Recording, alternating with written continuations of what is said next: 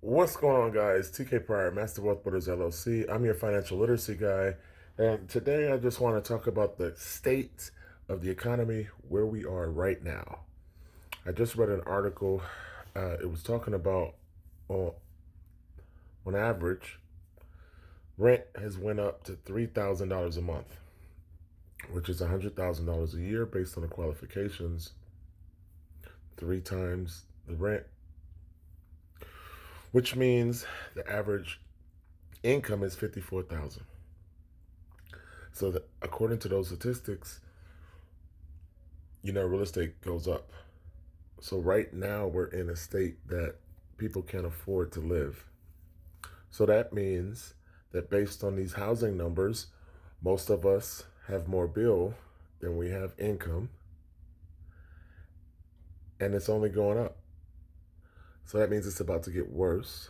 We've got the war, we've got a lot of financial markets that are very stressed, meaning they're bubbles that are about to pop because of decision making from leaders that gamble with the house money, right? There's a lot of markets that are very stretched thin and propped up by fake numbers.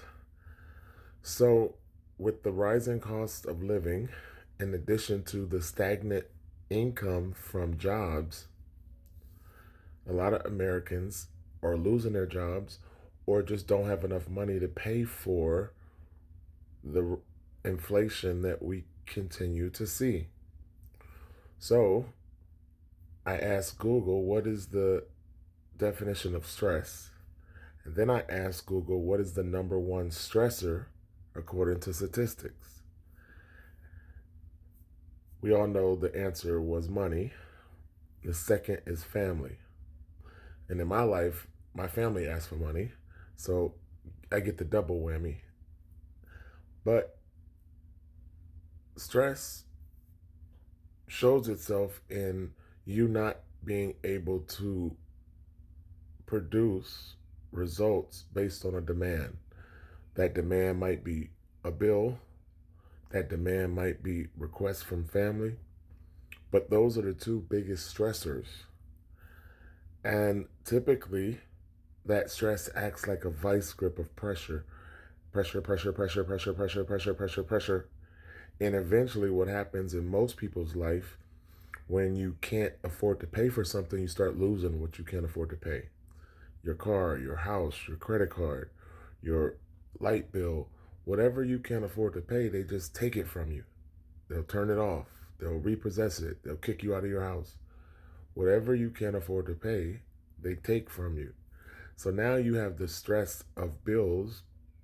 You have the stress of being able to produce more money so that you can meet your bills. And then sometimes you have the stress of family and your bills. And then you have the pressure of losing things that you can't afford to continue to pay. So that pressure makes people respond differently, right? Some people look for an escape. Some people snap. Some people get angry. Some people start making very counterproductive, negative decisions because of the stress when it comes to money and when it comes to family. Now, other times, stress has physical representations like your health starts to decline. You start getting all kind of physical representations in your body like anxiety, high blood pressure. So we're in this pressure cooker. We live in this geofence that acts like a prison, and the walls of the prison just constraints and get smaller. And all of us have different coping mechanisms, right? How do you handle the stress in your life? So if it's a money problem, how do you put more money in your household, right? Positive decisions or negative decisions, but put more money in your household. Then on the financial literacy side, when it comes to money, whether you have it or don't have it, where do you put your money so that it works smarter and you're not working 90 hours a week to add more income to your house? When do you start using financial literacy, which is just education associated with money? So if you focus your education on money so that you know where to put it so that it multiplies, or what to do with money when you have it, right?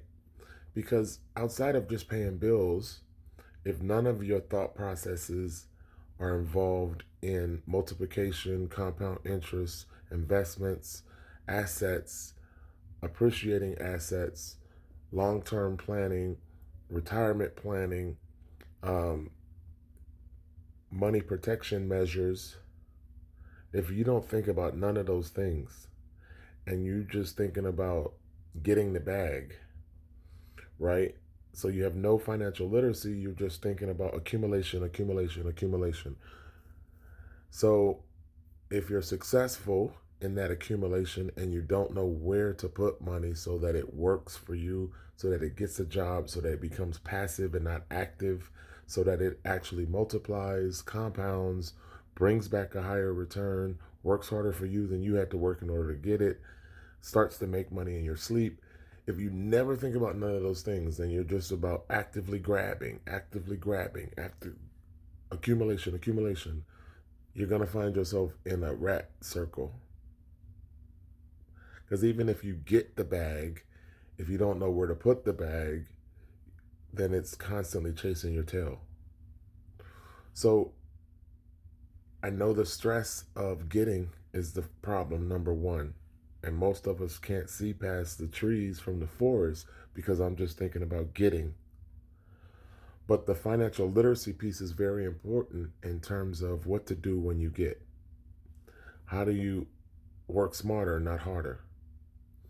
How do you work for 4 hours instead of 80 hours but achieve the same result? And I know when you're in the fire, when you're in the stress, it's hard to think about something else. And you're like, I don't want to think about anything else because I'm just in the fire. I'm in the stress. And then, like I said, most of the time, the stress causes you to do a lot of negative things. You know, the stress is getting to you. It's like a boiling pot of water. You start to do some negative things. And some of those things have some negative repercussions. Maybe you end up in jail. Maybe you drug yourself out. There's all kind of negative repercussions to the stress, the vice grip getting tighter and tighter and tighter. So what I'm trying to say in this video is to include the financial literacy piece so that you're not chasing your tail and you're not doing a rat circle. Knowing what to do with money when you get money is just important as getting the bag.